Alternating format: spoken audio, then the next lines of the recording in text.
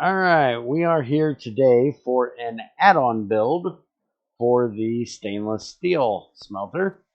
If we look at it from this side, you will kind of recognize it in there. For anybody that needs to see that actual build, there's a card up in the corner.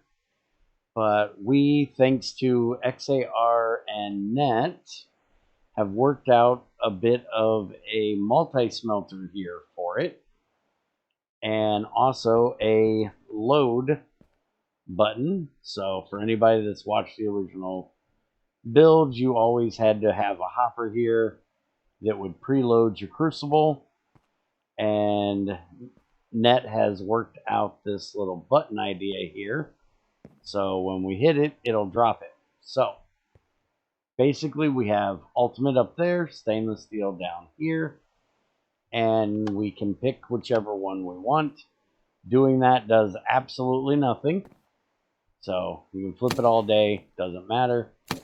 It's simply just a block with a lever on it, and then redstone up there, which Net will explain here in a minute. But I will go ahead and look at the chest here, and what are we on? We are on ultimate. So he can hit the button, and you will see that it has dropped everything for one batch of ultimate.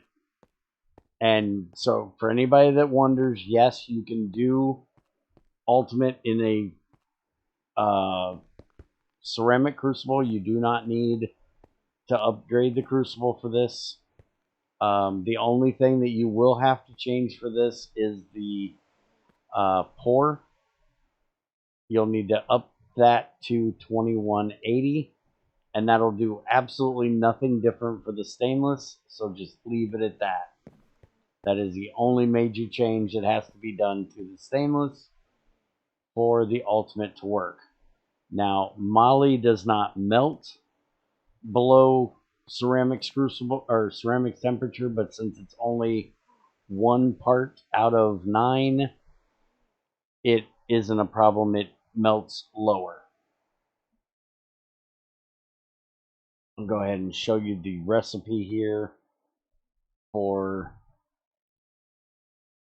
ultimate. So you'll see that it is 5 parts cobalt, 1 part nickel, 2 parts chrome, 1 part moly, melts at 20 or alloys at 2180. Even though the moly doesn't melt until 2896, the other ones are lower, and the moly isn't the primary, so 2180 is all you need. So now we will turn this over to Net, and he will explain all the functional parts of it. By the way, there is a video that came out right before this showing a GregTech version of an AND and OR gate. And so if you have any questions about when we discuss these up here and the repeater for no return redstone signal, that's in that video as well, and there'll be a card in the corner for that also. So Net, take it away. It's all yours. So right here, we left the lever down here. We had to raise this up a little bit, 1 block, because it was getting a signal from the thermometer sensors and causing some problems with the hoppers not triggering properly. Yeah, that was something that I had already had in the stainless one. But yeah, make sure you leave it with that extra. Yeah, with the extra pipe there. Yeah. So we left the lever where this is at so we could still reach it and see the signs because it is kind of tall. But we left this here, and in doing so, we had to go through and kind of tweak a few things. So basically, I just have a red alloy wire going up to the top block up here, and red alloy wire coming out off both sides. One side has a repeater. The other side has a redstone torch to invert the signal. So this side's the repeater, that side's the torch. Correct. So, and then below this is basically, it's a GregTech RS latch. Might be easier to jump up on top. See it. Yeah. So if you're looking at it there, I'm going to flip the lever. Yep. And basically, even if I remove the signal, it would stay whichever direction the switch is flipped, it will stay that side being lit. Give you guys a little bit of a underside view here. So it's basically red wire coming out, going into a torch there. And then on this side, it's just the wire coming out, going back up there. And that's where the redstone torch is on that side. And then over here, you have the repeater there. So it can't make a clock. Because technically that's what would happen, right? If you took that repeater out, you just make a redstone clock. Or no, not with Greg's wire. Just stay on all the way, all sides. Right, it would stay on all the time. Yeah, if it was vanilla, it would be a clock. Yeah, but this would be too short. It would burn itself out because it would be too fast. Yep. So, and then if we look under here, what we have here is these two red alloy wires come up from the pulse former that's below, and they both show you that in a minute. Yep, and they both feed these blocks here on the outside. So we have put redstone torches here at the top, which invert the signal. So when the red alloy wire receives a pulse, it turns the torch off.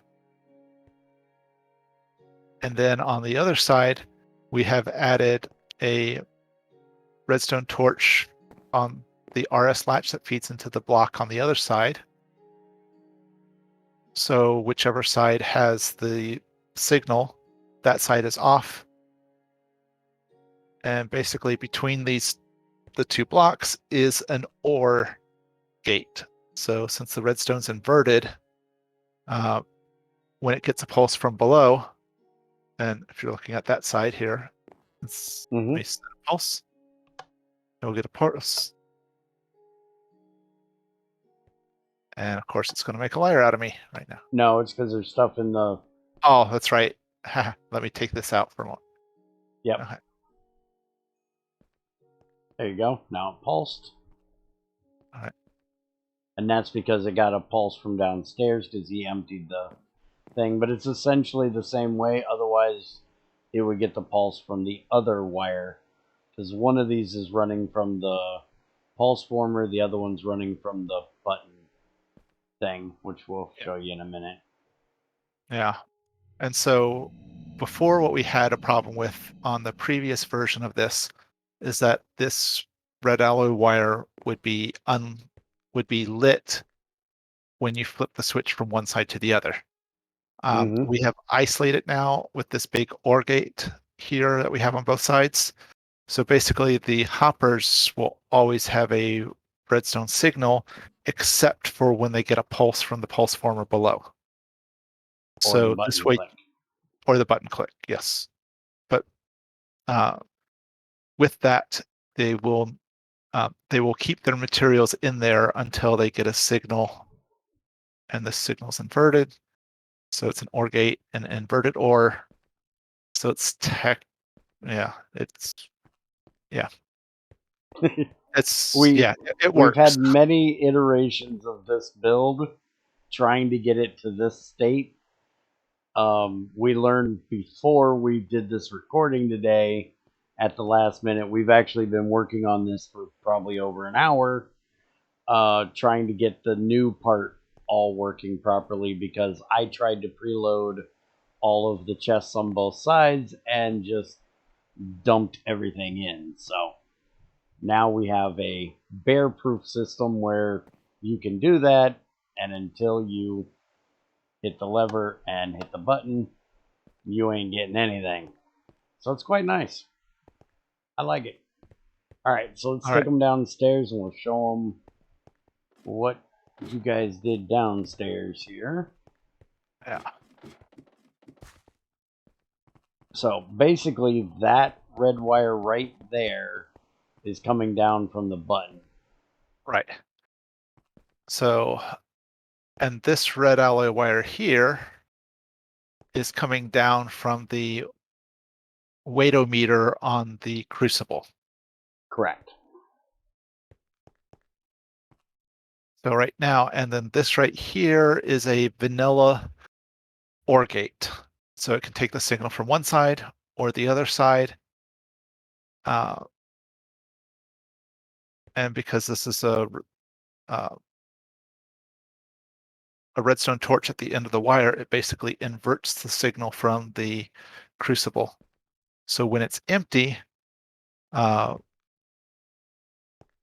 will have stuff. Yeah, basically when there's stuff in there, it will send out a signal, and then when there's not, it will turn the signal off.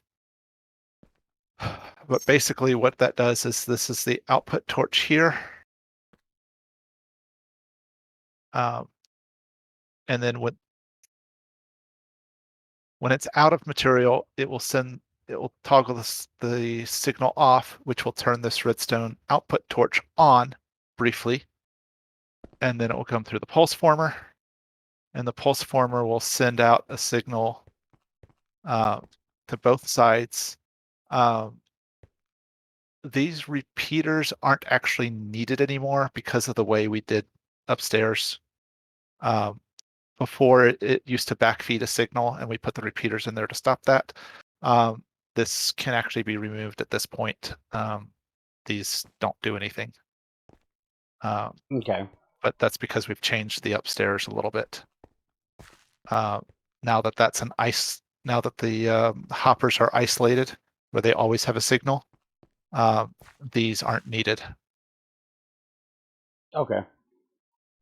And then the button side does the exact same thing, but only if this is getting a signal, which is turning off the signal going in. Correct. So that just gives you your initial until you have stuff in the crucible. Right. And if you want to stay down there and watch, I'll take the stuff out of the crucible briefly. Mm-hmm. And you'll see it pulse because it has stuff in there. There you go. And it just pulsed. Send out a fills in the next redstone batch. signal. And he got the next batch.